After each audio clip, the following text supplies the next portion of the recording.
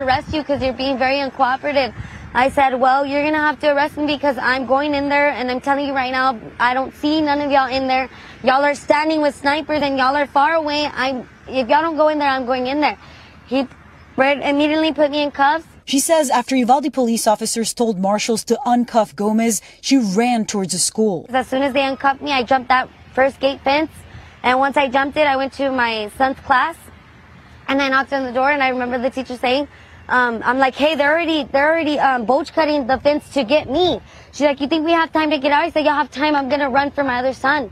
Once she was assured her son was okay, Gomez ran to get her other child, encountering more officers who tried to stop her. So I start yelling, and I'm being a cooperative, and I'm like, well, y'all aren't doing what are y'all doing? Y'all ain't doing y'all need to be in here. Give me your vest. Somebody give me a vest, something. I started paying attention to how far the shots were being, so that I knew the shooter was all the way still by my first son's class. So when I went to my second son's door, the teacher didn't want to open the door for me. So that's when they started escorting me out. And as I see that they're opening my son's door, I go run for my son and I get him. With both of her kids out safe, Gomez still can't shake the thought of those who didn't make it. While you were inside the school, did you see officers inside the school? There was not one officer inside the school when I ran to my second son's class. There was not one officer. And you were hearing gunshots, so you knew that could hear the it gunshots. was an active shooter. It was still active. The gunshots were still active. They were not in there.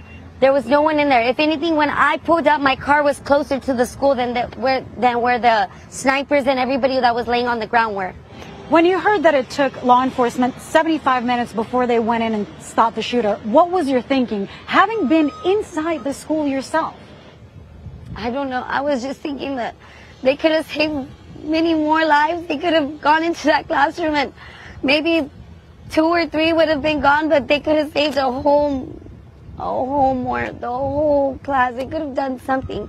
Gone through the window, sniped them through the window. I mean, something, but nothing was being done. If anything, they were being more aggressive on us parents that were willing to go in there. And like I told one of the officers, I don't need you to protect me. Get away from me. I don't need your protection. If anything, I need you to go in there with me to go protect my kids. And if anything, they were being more aggressive on us. They were more pertaining on keeping us back than getting into that school.